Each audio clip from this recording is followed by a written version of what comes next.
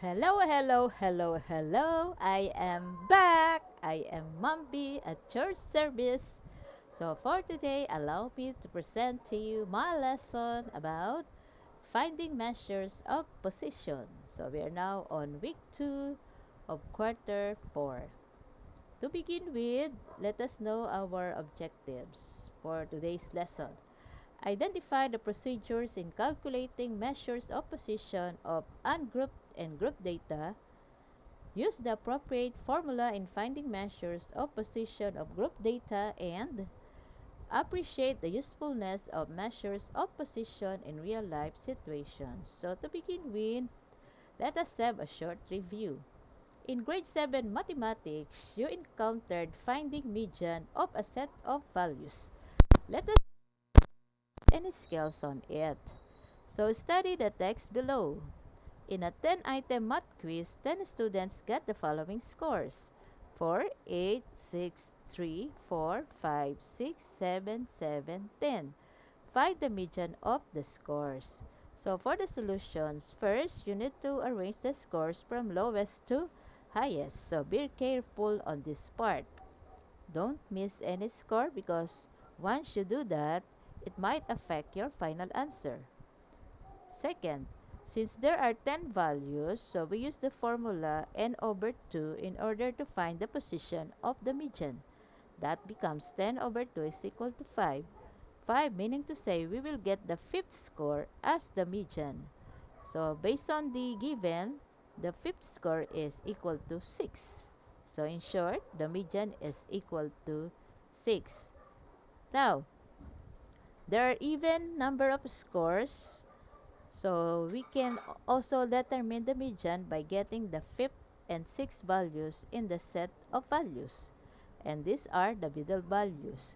However, since there are two, we will need to get the average of them.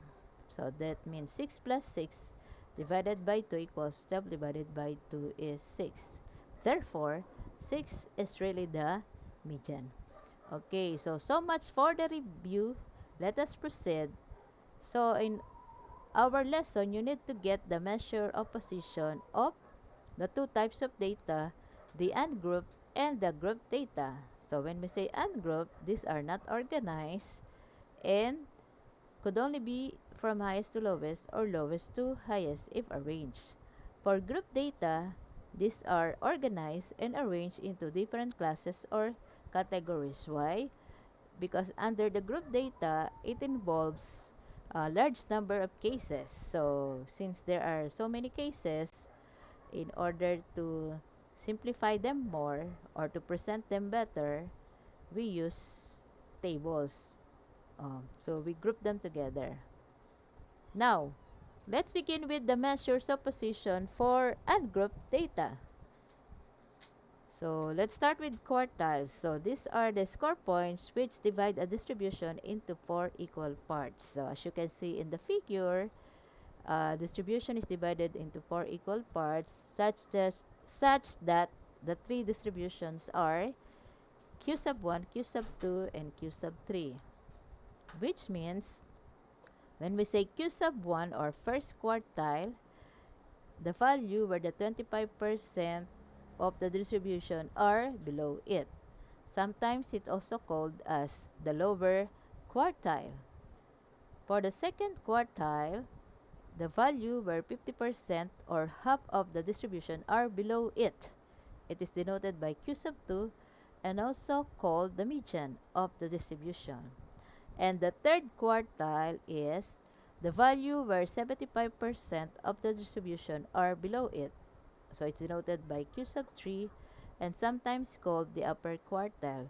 So among the three distribution or among the three quartiles, let's say I want to interpret the type of score that a certain student got.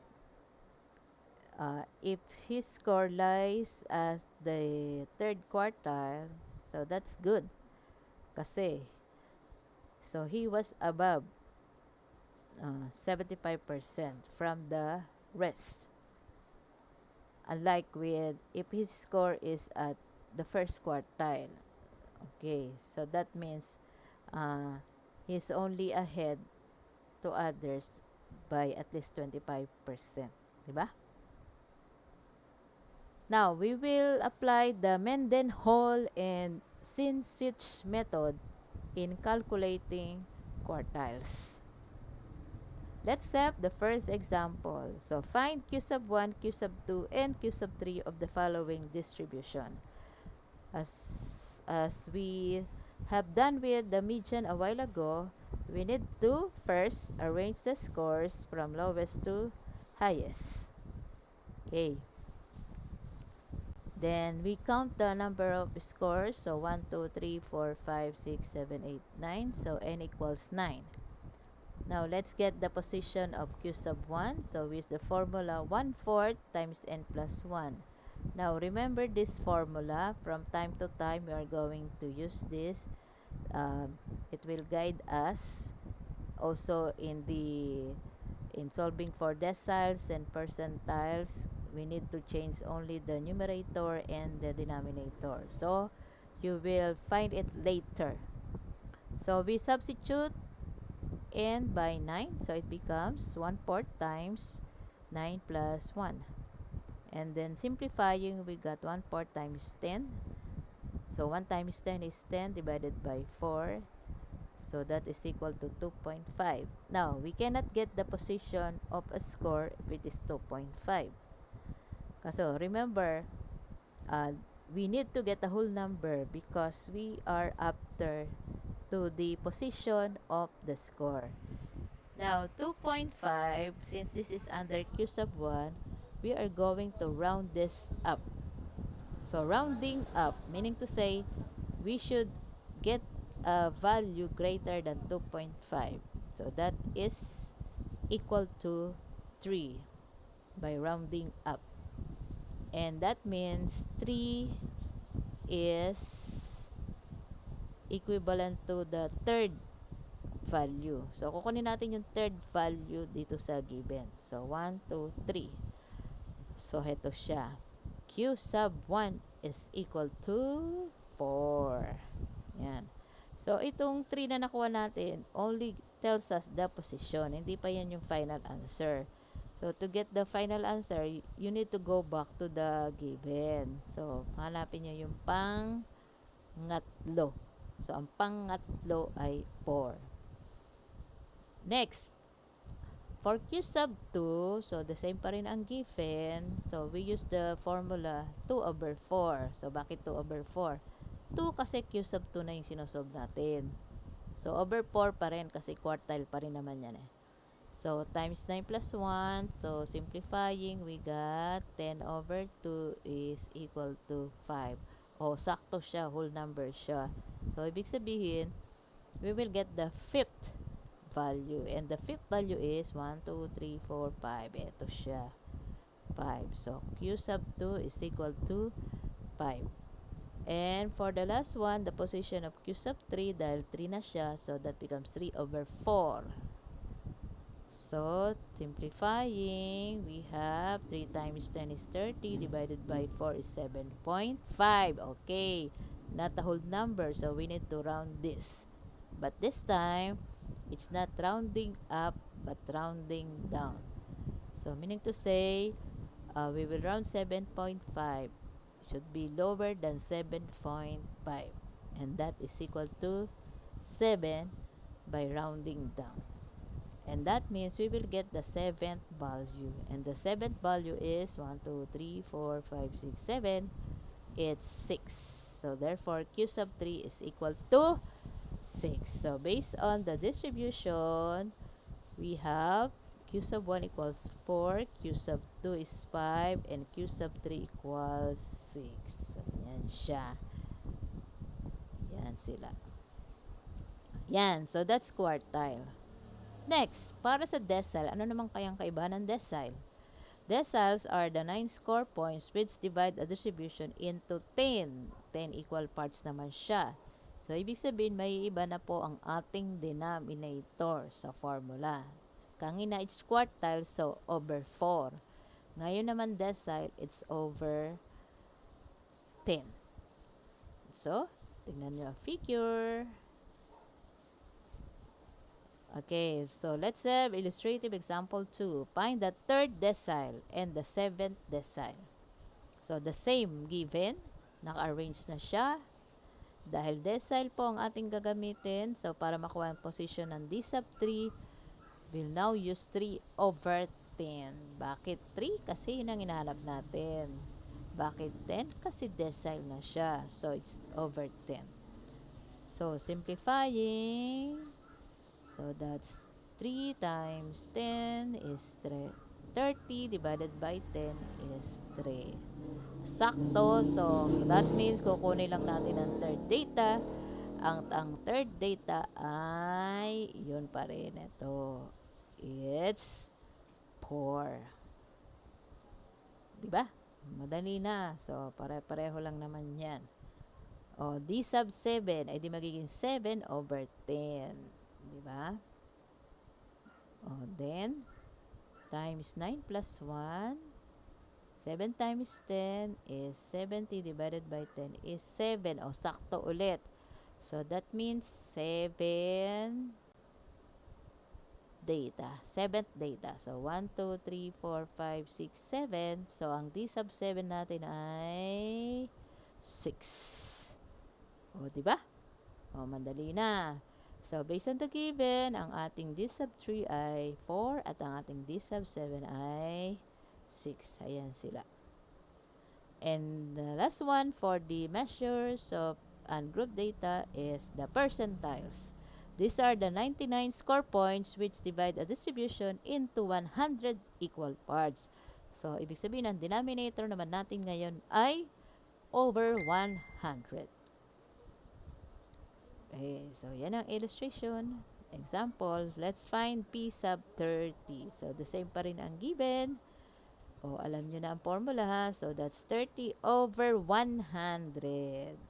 100 na ngayon kasi percentile.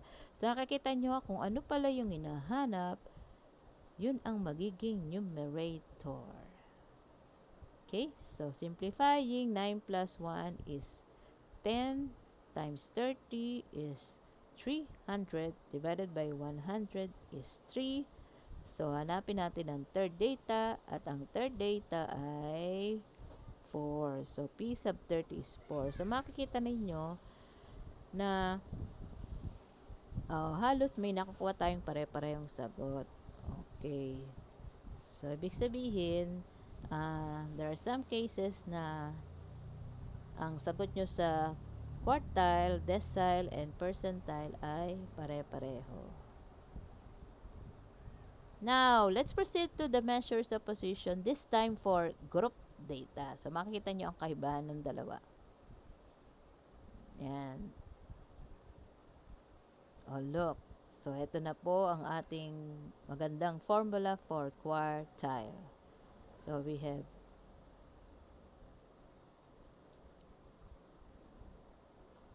this is quartile is equal to LB. So, ano LB? Lower boundary. Times. Okay, LB plus quantity. N is the total frequency. CFB is the cumulative frequency of the class before the quartile class. Meaning to say, mag-a-add tayo ng mga frequency. FQK is the frequency of the quartile class. So, you need to determine the quartile class para makuha yung frequency.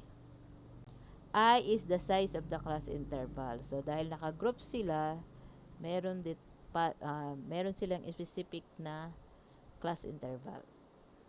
And the K is the nth quartile. So, dahil quartile to, ang value ng N ay 1, 2, and 3. So, yun lang ang pamilit natin kasi nga siya ay quartile lang. Pero pag decile, edi ang N natin ay 1, 2, 3, 4, 5, 6, 7, 8, 9. Pag percentile, ang K niya ay magiging, ang value ng N niya ay magiging 1, 2, 3 hanggang 99. So, example number 4. So, calculate Q sub 1, Q sub 2, and Q sub 3. So, eto po. Ayan. Kita nyo ang kaibahan ng ungrouped and grouped. So, this is a group data because the scores are grouped together. They are grouped into 5. Diba? 5. Kasi 1, 2, 3, 4, 5. O di 5 yun. 6, 7, 8, 9, 10. O di 5. Okay. So, ibig sabihin nito, pag titingnan natin ng table, halimbawa, I can say na there are 4 students who got a score of 26 to 30. Okay. Or let's say, a score of 16 to 20 were obtained by 11 students. So, pwedeng ganyan ang ibig sabihin yan.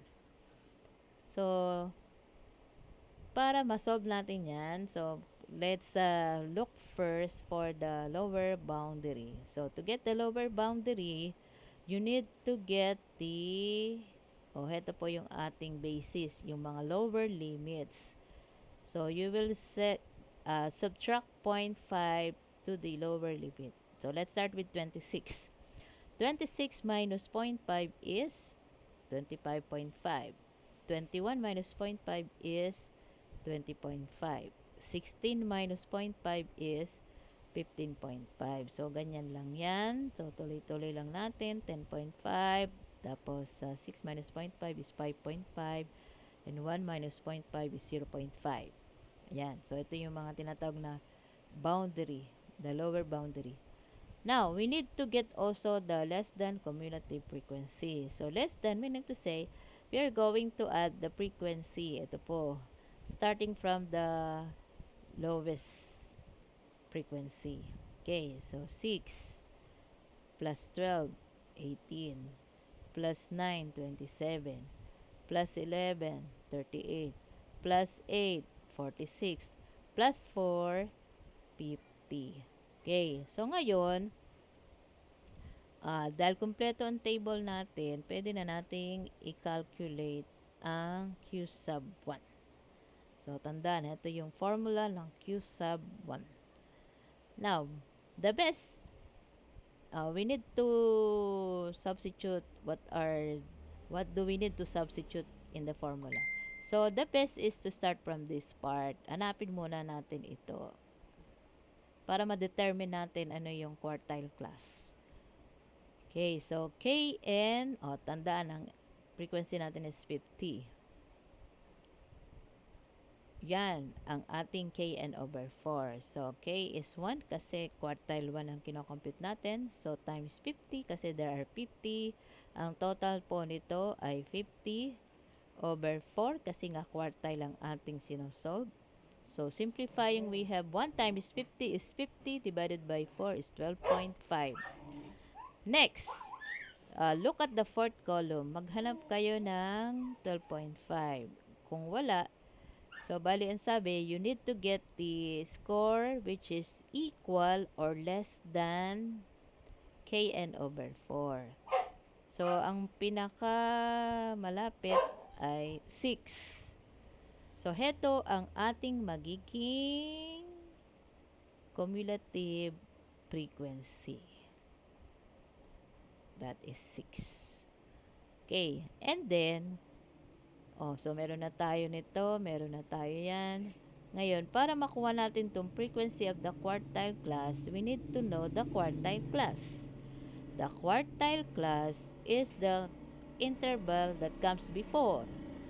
Edi yung nasa unahan ng 6. So, ano nasa unahan ng 6? Ayan, ang quartile class. So, dito tayo kukuha ng cumulative frequency. So, anong frequency nito? Ito, 12. Okay, next, kukunin natin yung lower boundary. So, anong lower boundary nito? So, ayan, 5.5. Next, ang interval. So, para makuha yung interval, tingnan ninyo. Minus nyo, 26 minus 21 is 5. Diba? So, interval is 5. Pwede naman, kung gusto mo, sa baba ka kumuha. 6 minus 1 equals 5. Pwedeng bilangin nyo sa kamay, from 1 to 5, ilan yan? 1, 2, 3, 4, 5. Di 5. So, wherever, you will get an interval of 5. And so, kompleto na siya, pwede na nating isubstitute sa formula. So, Q sub 1 is equal to, the lower boundary is Ito, 5.5 plus kn over 4 is ito, minus, CFB ay ito, 6. And over the frequency of the quartile class is ito, 12. And the interval is 5. Yan. So, then simplifying follow the order of operations. So, unahin yung nasa parenthesis. So, nasa parenthesis ay 1 times 50 divided by 4 is 12.5 minus 6 over 12. So, 12.5 minus 6 is 6.5 over 12. So, pwede nyong i-multiply muna 6.5 times 5 divided by 12. Or pwede rin nyo namang i-divide 6.5 divided by 12 times 5 bago nyo i-plus yung 5.5. So, you follow the order of operations. So, the final answer, Q sub 1 is approximately 8.21. So, hindi natin masabing equal kasi yung ating symbol na ginamit is approximate. Yan. So, ibig sabihin, tama siya. Narito ang sagot sa quartile class na ito. So, between 6 to 10. Somewhere at 6 to 10. Diba? O, tama naman. Pasok sa banga yung 8.21. So, nasa loob siya ng range ng 6 to 10. Okay. So, medyo mahaba lang siya. Pero, madali naman. Diba? Okay, so to continue, so quartile 2 naman tayo. So quartile 2, the same formula. So hanapin muna natin yung kn dahil 2 na siya. So magiging 2n over 4. So that's 2 times 50. That's 100 divided by 4 is 25. Hanap dito ng malapit sa 25. So hindi pwedeng lumagpas. So remember, it should be less than or equal.